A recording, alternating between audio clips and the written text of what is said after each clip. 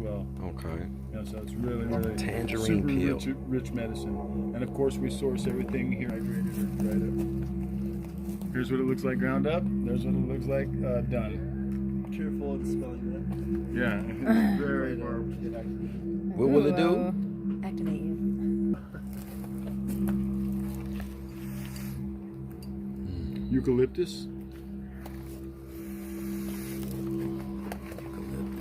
So this is all going to be in our salt scrub mix this weekend.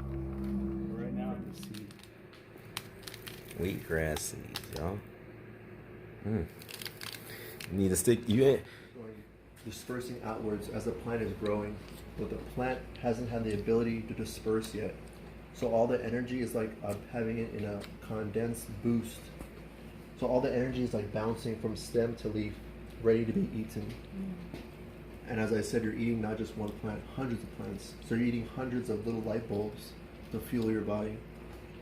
And the good thing is you want to chew it. Oh, I should have kept chewing. I Chewing it. swallowed that thing quick. This has basically changed my life. It's huge. Giving it to my friends, giving it to my family, and telling people this is food. This is not just grass, or this is not just goat food or cat food. It's something for us humans to eat. And what we like to do with this, I told you about this special space. We have plaster. We grow crystals right there. That's our Judith statue. Right behind her is a tourmaline pyramid. So we infuse the plaster with crystals as well. There's a meteor right there. There's some selenite, amethyst, tourmaline, with quartz crystals. Meteor? Uh-huh. We got some lapis lazuli around the cat or the sphinx. But we have these tuning forks that we like to give sound vibrations to the plants. And this is tuned at 528 hertz. And that's like that is the frequency of love. It's the frequency of nature. It's the frequency that the sun is emitting right now.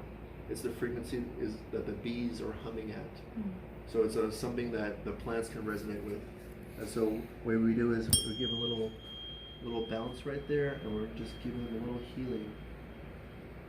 And this is, we're manifesting, we want these plants to grow big, we want these plants to be healthy, we want these plants for our customers and our community, because it's all medicine right here. So we say a lot of positive things to the plants, like thank you for growing. Just by looking at this green chlorophyll-filled space, it's actually relaxing us. The color green helps relax our body and mind. No doubt about that.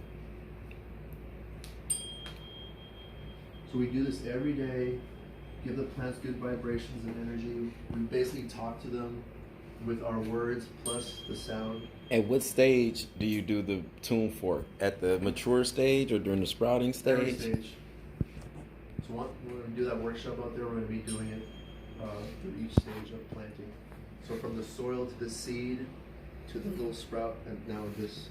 And then we give it a last tune at the very end when we give our customers their container.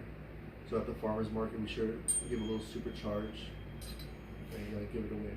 So all of this is for sale? Like you sell this? We're going to bring this to the farmer's market tomorrow. What do you do for personal consumption? We're eating this too. Oh, okay. So we don't have a section where this is personal. We just go ahead right at it. Okay, this is ready. I'm gonna eat it. It takes, you said like a 2-week window to go from sprout to full maturity? This is 2 weeks right here. Wow. And you don't need a lot of light. You can use the sun or some LEDs or fluorescent lighting. So the only light this gets is this light. Yes. The covers create humidity for it to sprout. Right. And then once it does that, it's good to go. You just watering it as you need. We top water it. We just notice if it's getting dry, give it a top watering. And This is what, an 8-foot tray? Yeah. So on an 8-foot tray, would you water the entire soil or just a space and let it? You want to water the entire thing. And you want to make sure to get the edges. The edges usually don't get the water. So focus on the edges and then work your way in. You can also bottom water it if these had holes. So you would basically put water underneath a tray, and then you put this on top of it, and it will soak from the bottom, like this, for example. You fill this one up, and then you put the water there, and it just soaks it right up. The roots just soak it up. Oh, So that's watering. bottom watering, or you can do top watering. Is there one more beneficial or less beneficial, or is it the same? I noticed the top watering, there's more cons to it. For example, so this is the end stage, right? End stage, this is about the third stage here. The second stage is right here.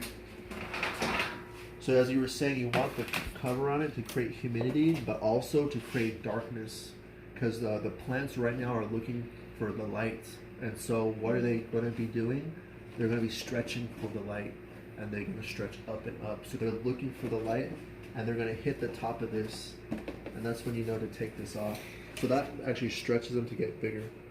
And this white stuff, right? See? That's what I was confused. I thought that That's was the root mold. hairs. Yeah. Man, made me waste a whole good old tray. It hurt my heart. But here, so these are garbanzo beans. So this is the first stage of first stage of plant development, sprouts. So you see the little tail coming out. Yes. These are ready to eat right now. If you want, you can have a couple. You could eat a garbanzo bean sprout. Mm-hmm. They look just like garbanzo beans. Yeah. So this has been sprouted for 2 days now. So you can have food ready for yourself in 2 days. And this food is even more nutritious than the microgreens, in my opinion. They're good. Like you can feel it when you're eating. Like there's so much power in the bean. It's a different animal than those plants. So much fiber, so much texture. And you gotta like soak a garbanzo bean to eat it to get it pliable enough to chew. Yeah, you soak it for about 12 hours,